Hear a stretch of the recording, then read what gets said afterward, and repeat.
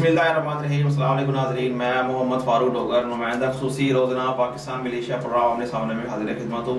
ہمارے ساتھ موجود ہیں جناب ایم ایس اطہر قریشی صاحب، جو کہ ایک آزاد تجزیہ نگار ہیں۔ ہم جناب قریشی صاحب کو پروگرام اپنے سامنے میں خوش آمدید کہتے ہیں۔ ناظرین، آج کا جو پروگرام ہے وہ ہے یوم پاکستان کے حوالے سے۔ آج 23 مارچ ہے، آج کے دن یوم پاکستان منایا جاتا ہے۔ آج قرارداد پاکستان پیش کی گئی تھی، تو اس حوالے سے قریشی صاحب سے گفتگو کریں گے۔ ساتھ ساتھ براڈ شیٹ کے حوالے سے آج جو کمیشن نے رپورٹ دی ہے، اس میں 15 لاکھ ڈالر کی جو ادائیگی ہے جو براڈ شیٹ کو کی گئی ہے، وہ انہوں نے غلط قرار دے دی ہے۔ حکومت وقت جو موجودہ حکومت ہے، انہوں نے اس رپورٹ کو پبلک کرنے کا اعلان بھی کر دیا ہے۔ ساتھ ساتھ انہوں نے کچھ قانون اور خزانے کی وزارتوں کی گھپلوں کا بھی انکشاف ہوا ہے اس رپورٹ میں، اور پاکستان ہائی کمیشن جو برطانیہ میں ہے، ادھر سے بھی کوئی کرپشن کا سراغ نکلا ہے۔ اس کے علاوہ حکومت نے SOP مزید سخت کر دی ہے۔ ہفتے میں 5 روز کاروبار ہوگا، 2 چھٹیاں ہوں گی، اور یہ صوبائی حکومتوں کی صوابدید ہے کہ وہ کون سا دن 2 چھٹیاں رکھ سکتے ہیں۔ یہ وفاقی حکومت نے ان کو آپشن دی ہے۔ سینما اور مزارات مکمل بند ہو گئے، تقریبات پر پابندی۔ جی قریشی صاحب، یوم پاکستان۔ بسم اللہ الرحمن الرحیم، ورفعنا لک ذکرک، صدق اللہ العظیم۔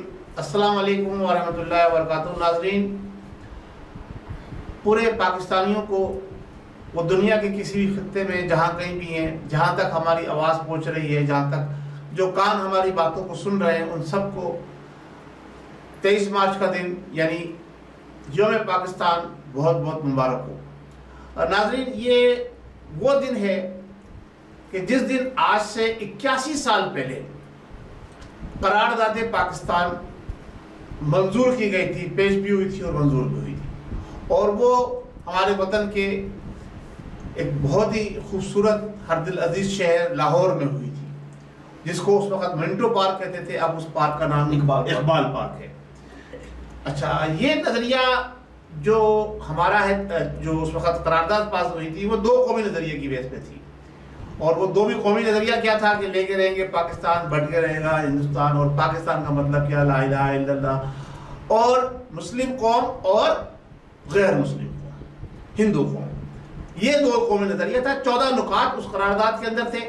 آج اگر ہم ان 14 نکات میں سے اگر آدھوں کو بھی عمل کر لیتے تو آج جو ہمارا یہ ایک بازو ہم سے کٹ کے جدا ہو گیا، وہ جدا نہ ہوتا۔ آئیے آج ہم یہ مل کر عہد کرتے ہیں اور اس بات کو دہراتے ہیں، اور پوری قوم کو اس بات پر عہد کرنا چاہیے، اور ہمیں دہرانا چاہیے، ہماری حکومت کو، ہمارے تمام اداروں کو، ہمارے قلم کاروں کو، ہمارے سیاستدانوں کو، ہمارے تمام اداروں کے ذمہ داران کو، کہ ہم قائد اعظم رحمۃ اللہ علیہ کی روح کو خوش کرنے کے لیے نہیں، بلکہ ان کی روح کو تسکین پہنچانے کے لیے، اور مسلمانان عالم کا سر فخر سے بلند کرنے کے لیے، کیونکہ پاکستان جو بنا ہے وہ عالم اسلام کے مسلمانوں کے لیے بنا ہے، نہ صرف کہ پاکستان کے مسلمانوں کے لیے۔ ہم عالم اسلام کے مسلمانوں کو فخر بلند کرنے کے لیے ہم ان 14 نکات پہ عمل کرتے ہوئے اس موجودہ پاکستان کو ایک بہترین، خوشنما اور مسلمانان عالم کا فخر بلند کرنے والے مملکت ریاست پاکستان میں تبدیل کریں گے، اور ہر وہ کام کریں گے جس سے پاکستان کا نام بلند ہو، پاکستان کا مقام بلند ہو، پاکستان کے اندر خوشحالی آئے، غربت کا خاتمہ ہو، اور جہاں جہاں عالم اس دنیا کے اندر مسلمان ہمیں پکارے گا، ہم وہاں جائیں گے اس کی مدد کے لیے، اور سب سے پہلے ہم مدد کریں گے اپنے پڑوسی کشمیری بھائیوں کی۔ اس کے ساتھ ساتھ سیریا، یمن، جہاں جہاں ضرورت پڑے گی، ہمارے پاس تمام وسائل موجود ہیں۔ اگر حکومت صحیح معنوں پر ان کا استعمال کرے تو ہم دنیا کو جو ہے یہ بتا سکتے ہیں کہ مسلمان ایک بہت بڑی قوت ہے۔ ہم ایٹمی پاور تو بن گئے ہیں، جن لوگوں کی محنت اور کاوشوں سے ایٹمی پاور پاکستان بنا، انہیں بھی خراج تحسین پیش کرتے ہیں، اور اب جو پاکستان کو بلند مقام دلانے جا رہے ہیں ان کے لیے ہم دعا گوئیں کہ اللہ تبارک و تعالیٰ ان کو بہتر سے بہتر اور اچھے سے اچھے کام کرنے کی توفیق عطا فرمائے۔ جی۔ اچھا، ساتھ ساتھ یہ جو براڈ شیٹ کا جو بھی ایک سلسلہ چلا ہوا ہے، آج اس کی کمیشن کی رپورٹ آ گئی ہے، ایک رکنی کمیشن۔ سر، میں تو کمیشن کو ہی نہیں مانتا سر۔ چلو آپ نام مانیں، یہ سب بیکار تو کریں نا،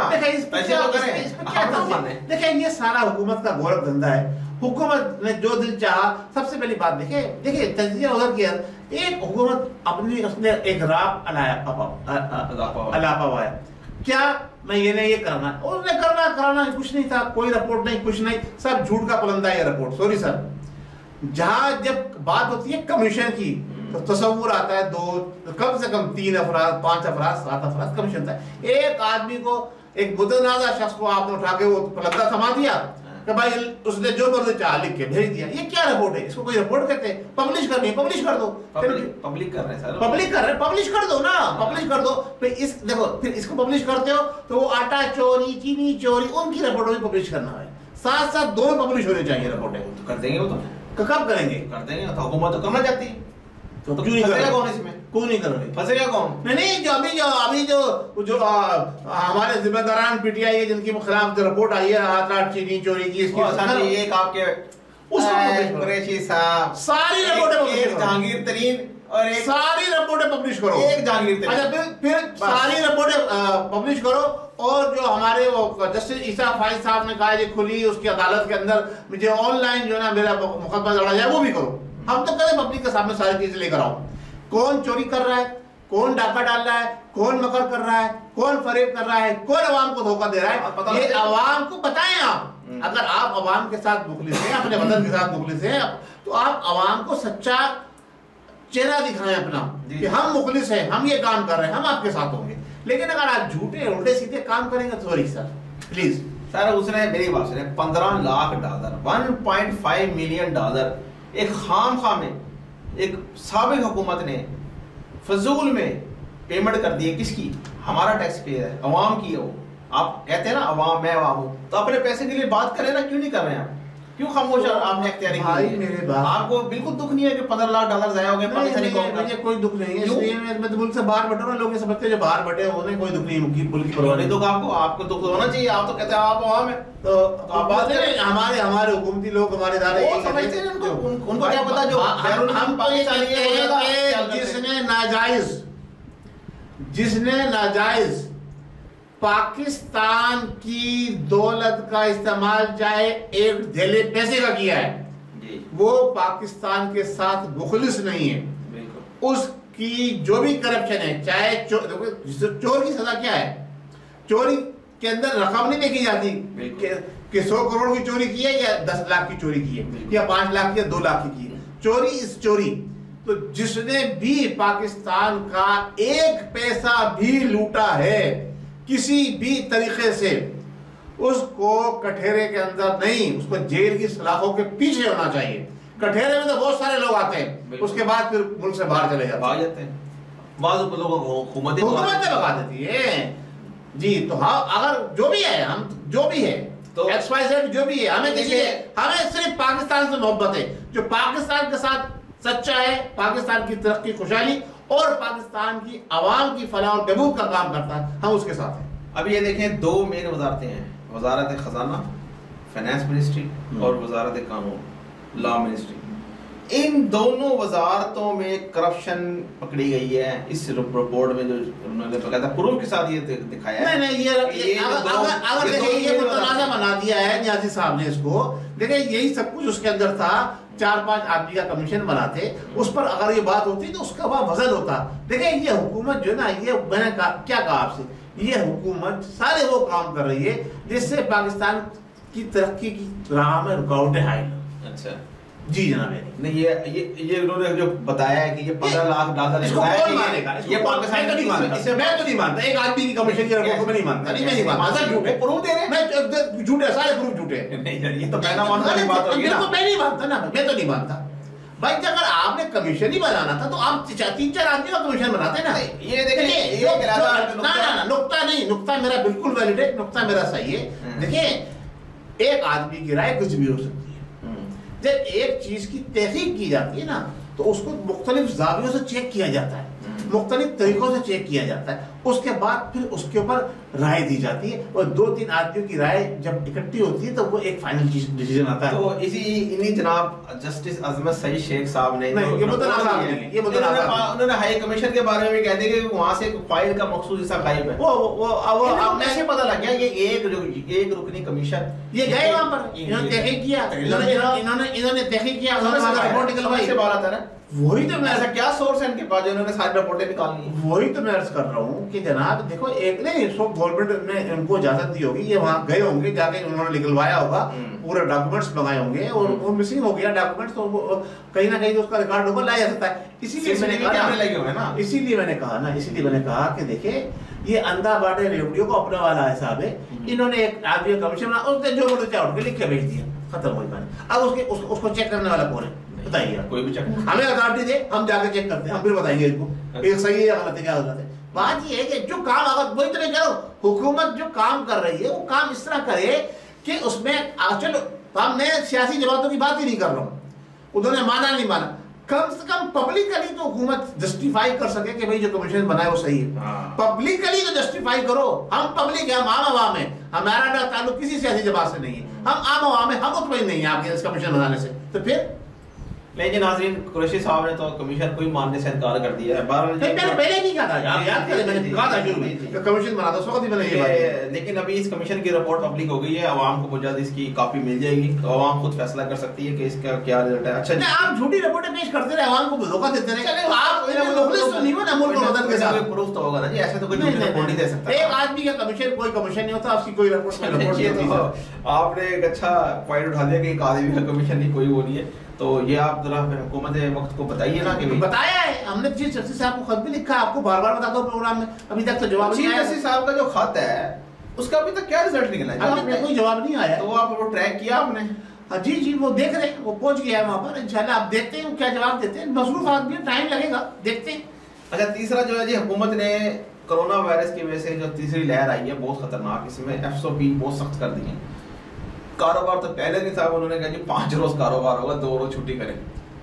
میں تو یہ کہتا ہوں کہ کاروبار بند کر دیں، جو ہے نا حکومت کو جو ہے نا سارے کام خود کر لینا چاہیے، اور ایک کاروبار بھی خود کرے، پبلک کو جو ہے نا بولے گھر بھیج دیں، بولے گھر بیٹھو، ہم آپ کو جو ہے نا روٹی دال چاول بھیجتے رہیں گے۔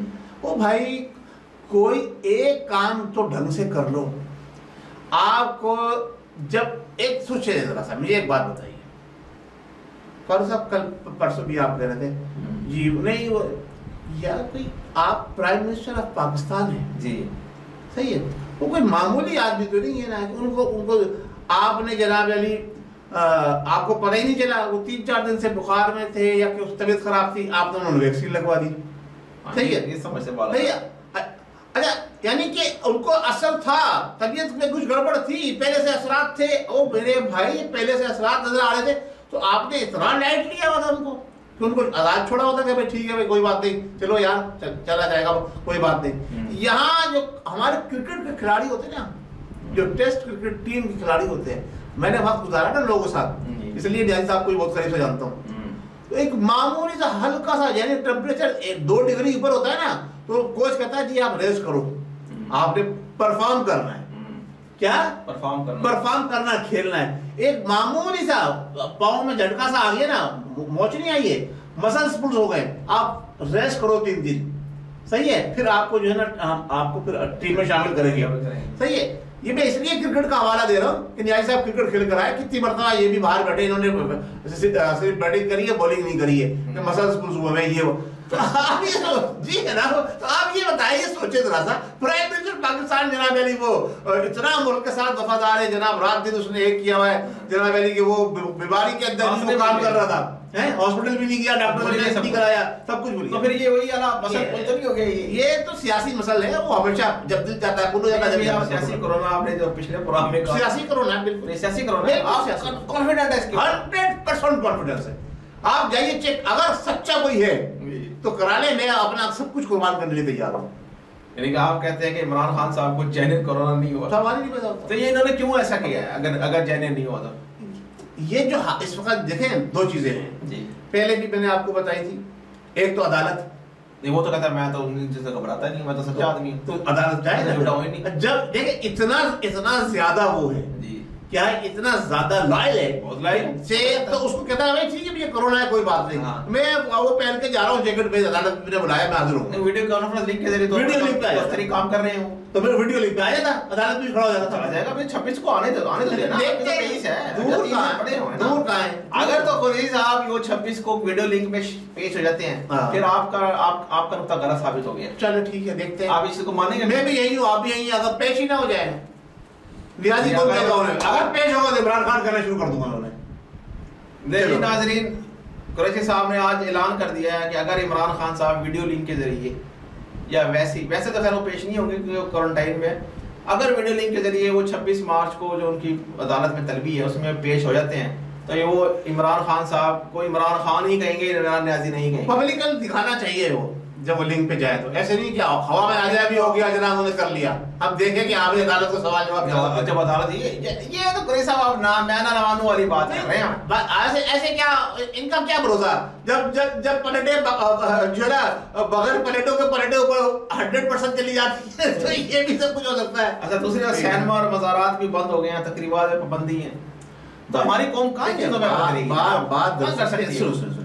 بات دراصل یہ میں نے آپ کو کہا بار بار یہ بیرونی ایجنڈے پہ عمل کیا جا رہا ہے. رمضان المبارک کا مہینہ قریب آ رہا ہے، اچھا کرونا کو بڑھنا ہی تھا. اچھا تو یہ چیزیں کنٹرول کرنا چاہتے ہیں، نمازیں ختم، تراویح ختم. اب آپ دیکھیے نا، اب آپ ملیشیا میں ہیں نا، اللہ تعالیٰ آپ پر رحم فرمائے، یہاں پر جو پابندی لگی رہی لوگ جمعہ ہی بھول گئے کہ جمعہ بھی ہوتا ہے. مجھے خود سے 1 سال ہو گئی. پھر آپ سوچیں ذرا سا نا، تو یہ سب ہمیں مذہب سے دور کرنے کے لیے یہ ساری بیماریاں لائی جا رہی ہیں اور یہ وقتاً اسی طرح سلسلہ چلتا رہے گا، اب ختم نہیں ہوگا، ختم تھمے گا نہیں. بالکل جناب، یہ بالکل ابھی یہ زندگی کا حصہ بننے والا ہے. بن گیا، جس دن آئے گا اس دن سے بن گیا. اس کے بغیر اب آپ تصور کرنا چھوڑ جائیں. جیسے ابھی آپ موبائل کے بغیر باہر نکلنا بھول جاتے ہیں نا، موبائل کے بغیر باہر نہیں جاتا کرتے بندہ. تو اسی طرح سے آپ سمجھ لیں کہ ماسک لگانا ہے، کرونا ہے ہی کہ کرونا ختم ہونے والا نہیں ہے. لیکن ابھی تو میں نے سنا ہے ماسک کے اندر کچھ جراثیم ہے، وہ تو کورونا ویکسین میں کچھ جراثیم شامل کیے گئے ہیں. جی جناب، اس میں کہاں تک صداقت ہے؟ یہ کرونا دیکھیں بات دراصل یہ ہے، دیکھیں فاروق صاحب ہم 2-3 پروگرام کر چکے ہیں، یہ پروگرام آپ کا چھوٹا ہے، تفصیل سے بات نہیں کر سکتے. دیکھیں جب ایک ہوتا ہے قدرت کی طرف سے کوئی مرض لاحق ہو جاتا ہے قدرتی طور پر، وہ ایک علیحدہ چیز ہوتی ہے. ایک وہ بیماری جو انسان خود کریٹ کرتا ہے. تو بیماری کیسے کریٹ کرے گا؟ وہ پہلے وہ بیماری بنائی جاتی ہے. اچھا جب تو کریٹ کرو، جب بناتے ہیں تو اس بیماری کو جب پازیٹیو اور نیگیٹو دونوں چیزیں ہوتی ہیں تو اس کا پہلے علاج بنایا جاتا ہے. پہلے علاج بنتا ہے بعد میں بیماری. اچھا تو اس کو جو ویکسین آ گئی، اب آپ دیکھیے نا کینسر ایک جو بیماری ہے کتنے عرصے سے ہے ہمارے، اس کی دوا کیوں نہیں آئی اب تک؟ وہ نہیں ابھی تک دوا سے قدرتی بیماری ہے نا، اس لیے نہیں آئی.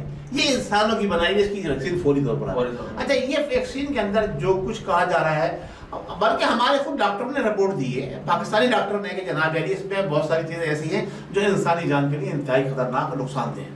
میں نے تو اپنے کسی بھی دوست کو، کسی بھی فیملی ممبر کو ایڈوائز نہیں کیا کہ وہ ویکسین لے، اور میری حد الامکان جہاں تک میں کوشش کروں گا کہ بھائی میں ویکسین نہ لوں، نہیں لوں. اگر آپ تو ویکسین نہیں لیں گے تو آپ ٹریول کیسے کریں گے؟ نہیں کریں گے ٹریول. نہیں ایسے تو یہ کاروبار دینے سے چلتا ہے. ہم تو خود بیرون ملک رہتے ہیں، آپ پاکستان نہیں جانا پڑ جائے تو کہتے ہیں ویکسین لگوائیں، کیا کریں گے؟ دیکھیں گے کہاں وہ تو لگے گی. نہیں قریشی صاحب دیکھیں لگے گی ضرور. ابھی تو ویکسینیشن کا پاسپورٹ آ رہا ہے. ٹھیک ہے، تو یہی تو ان کی چال ہے نا. جی وہ تو یہ اس چیز کو لازمی کیوں کر رہا ہے؟ یہ بتائیے، یہ اس چیز کو اتنا زور کیوں دے رہے ہیں، اتنا لازمی کیوں کر رہے ہیں؟ یہ عوام کو سمجھ عوام کو نہیں، ہماری حکومتوں کو سمجھنا چاہیے. اگر حکومت اس کو کنڈم کرتے کہ نہیں ہم پاکستان ہم ویکسین نہیں کریں گے، کے ساتھ کہاں چل پائے گا پاکستان؟ بتائے پاکستان کوئی دنیا والے آئیں گے بھی تو صحیح. جب آپ ہمیں اپنے ملک میں انٹری اجازت دو گے، ہم آپ کو اپنے ملک میں انٹری اجازت دیں گے. یہ آپ برابری کی بات کر رہے ہیں نا. نیازی صاحب تو یہی حکومت لگ رہا ہے کہ ہم برابری کی سطح پہ ہر ایک سے بات کریں گے. اتنا دلیری نہیں کوئی دکھا. نہیں، نیازی صاحب کا تو موقف یہی تھا نا کہ ہم ہر ملک سے برابری کی سطح پہ بات کریں گے، تو یہ برابری کی سطح ہوتی ہے.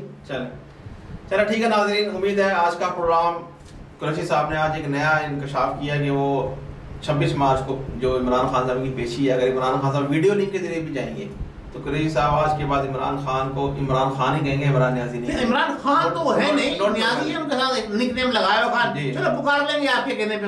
اور ہمیشہ سے پھر آپ اس کے بعد ہر پروگرام میں عمران خان صاحب کی تعریف بھی کیا کریں گے؟ تعریف کی بات تو نہیں کری میں نے، تعریف اس کی کریں گے جو ملک کے لیے، جو میں مان جاؤں گا ملک کے لیے تعریف اس کی کریں گے جو ملک کے لیے اور پاکستان کی عوام کے لیے اچھے کام کریں. جی ہماری اس ویڈیو کو لائک کیجئے، شیئر کیجئے اور EQ گلوبل کو سبسکرائب کیجئے. آخر میں ایک بار پھر میں اپنی قوم سے، اپنے محب وطن پاکستانیوں سے، اپنے اداروں کے ذمہ دار افراد سے، اپنے قلم کاروں سے، اپنے دانشوروں سے، اپنے علماء اکرام سے اور ان سب سے بڑھ کے اپنے ان بزرگوں سے کہ جنہوں نے پاکستان بنتے ہوئے دیکھا ہے یا پاکستان بننے کے کچھ عرصے بعد پیدا ہوئے، اب تو 70 سال سے اوپر ہو چکے ہیں، کہ ہماری آئندہ آنے والی نسلوں کو پاکستان سے محبت کرنے کا سبق دیں، انہیں بتائیں 23 مارچ کی اہمیت بتائیں، قرارداد پاکستان بتائیں اور انہیں پاکستان کی افادیت بتائیں کہ پاکستان جو ہے وہ مسلمانوں کے لیے کیوں اتنا ضروری ہے، اس کی ترقی کیا، اس کی کامیابی اور کامرانی کیا، ان کو درس دیں. یہ ہمیں اپنے گھر سے چیزوں کو ہمارے دیا جائے گا، ہمیں بتایا جائے گا، تو ہم یہ سمجھتے ہیں کہ اگر چھوٹی ایسے یہ چیزیں ہمارے دماغوں میں بٹھائی جائیں تو ہم بڑے اوپر بھی جہاں کہیں بھی جائیں گے اپنے وطن سے محبت کرتے نظر آئیں گے. جی ناظرین، مجھے محمد فاروق ڈوگر اور جناب ایم ایس صدر قریشی صاحب کو اجازت دیجیے. اللہ ہمارا امیر ناصر، پاکستان زندہ باد.